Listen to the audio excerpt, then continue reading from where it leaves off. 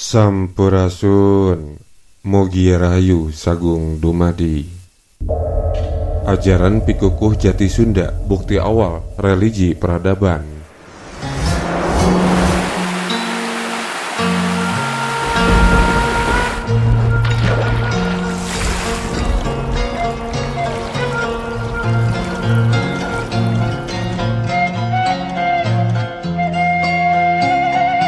Semenjak dipublikasikannya naskah kuno Sang Hyang Siksa Kandang Karesian dalam bentuk buku stensilan pada tahun 1987 oleh Dana Sasmita, secara perlahan sejarah Ki Sunda mulai terungkap. Ajaran kuno tersebut disebut siksa. Naskah Sang Hyang Siksa Kandang Karesian diakui sebagai naskah Sunda kuno paling lengkap. Naskah ini tersimpan di Perpustakaan Nasional Jakarta dan bertiti mangsa Noracatur Sagara Wulan atau 1440 Saka atau setara dengan 1518 Masehi. Naskah terdiri dari 30 lembar daun nipah ditulis dalam bahasa dan aksara Sunda kuno menggunakan pisau pangot. Bila kita mencoba menelusuri atau merunut literatur kuno dari mana datangnya siksa sebagai ajaran, tertera dalam literatur Praweda dalam agama Hindu. Penelusuran selanjutnya dapat kita lakukan pada Wedanga, yang berarti bagian-bagian, merupakan sastra sebagai alat bantu dalam memahami kitab suci Weda. Wedanga merupakan buku sumber dalam mempelajari dan mendalami secara nyata dalam mantra-mantra Weda. Wedanga sendiri memiliki 6 bagian, adalah 1. Siksa, 2. Canda, 3. Vyakarana, 4. Nirukta, 5. Yotisha, 6. Kalpa. Wedanga pertama kali dimuat dalam Mudaka Upanishad sebagai topik kajian para siswa yang mempelajari kitab Weda. Kemudian para siswa tersebut mengembangkan disiplin ilmu Wedanga sebagai ilmu yang mandiri dan masing-masing menyusun sutra. Kata Wedanga dalam bahasa Sangsekerta berarti anggota badan Weda karena merupakan koleksi atau genre yang merupakan tambahan dari Weda. Asal-usul Weda dapat kita telusuri hingga 1200 sebelum Masehi, tetapi beberapa ahli berspekulasi pada waktu yang lebih tua lagi, yaitu 1800 sebelum Masehi. Saat itulah Wedanga dibukukan. Tentunya jauh sebelum itu Wedanga telah ada. Mari kita merinci satu persatu bagian-bagian dari Wedanga. Tambahan pertama dari Weda adalah siksa, yang merupakan kategori yang berhubungan dengan pengucapan dan aksentuasi yang benar. Aturan utama dalam kategori siksa berkaitan dengan bunyi suku kata, karena jika diucapkan dalam nada di luar nada seharusnya, sedikit pun itu akan mengubah hasilnya. Oleh karena itu, efek kata tersebut harus dipelajari bagaimana cara mengucapkannya. Kedua, kalpa. Kalpa merupakan kategori yang berhubungan dengan ritual Weda. Jika Weda dibayangkan sebagai pribadi atau purusa, bagian ini dikenal sebagai lengan. Aturan yang mengacu pada pengorbanan, tidak termasuk hal-hal yang tidak secara langsung terhubung ke upacara, ditemukan dalam Kalpa Sutra. Isinya langsung terhubung ke para Brahmana dan Aranyaka. Sutra-sutra Kalpa dipecah menjadi 3 kategori: Sutra Srauta, Sutra Griya, dan 3 Sutra Dharma. Ketiga, Vyakarana.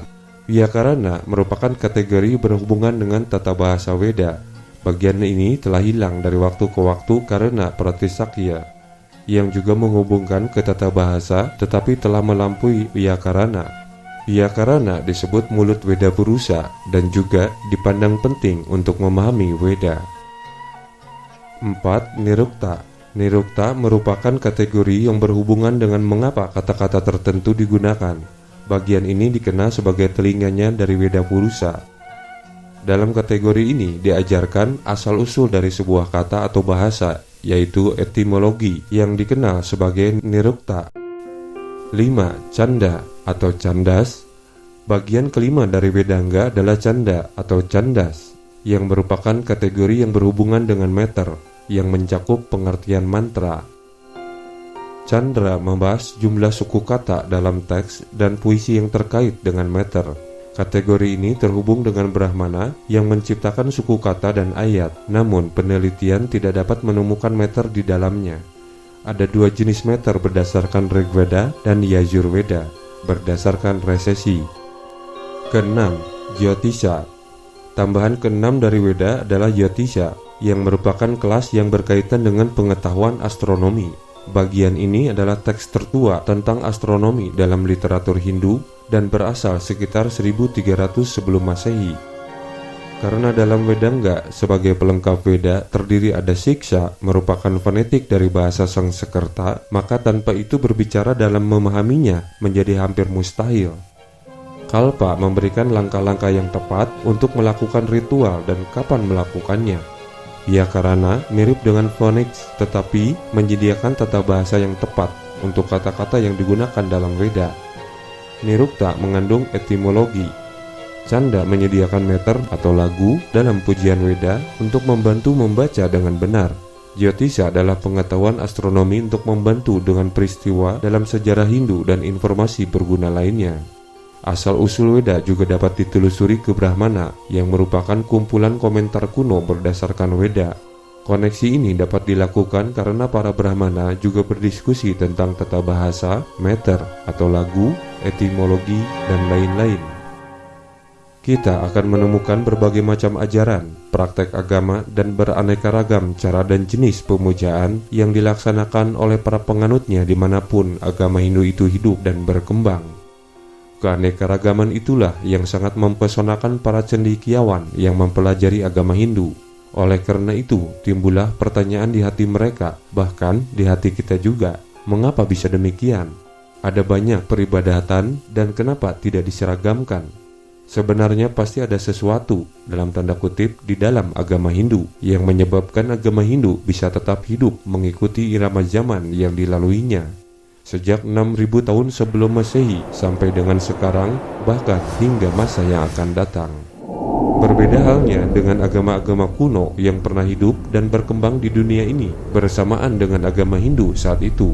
Misalnya agama Yunani kuno, Mesir kuno, Mesopotamia, Babilonia, Assyria, dan lain-lainnya.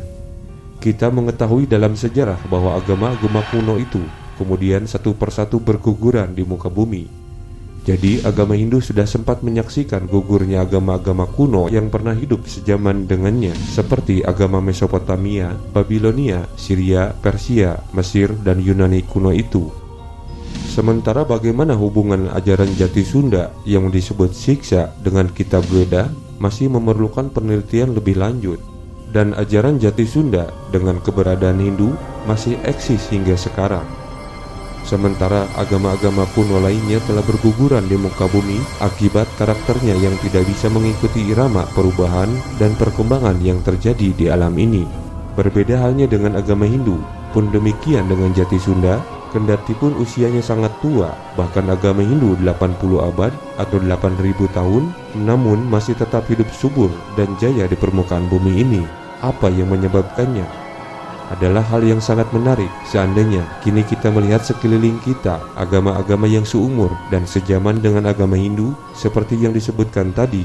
Pergilah kita ke Italia atau Yunani misalnya, maka kita akan bertanya dalam hati kita, di manakah agama dan peradaban Roma dan Yunani kuno itu? Apakah kita dapat melihat agama kuno di Yunani dan Italia sekarang?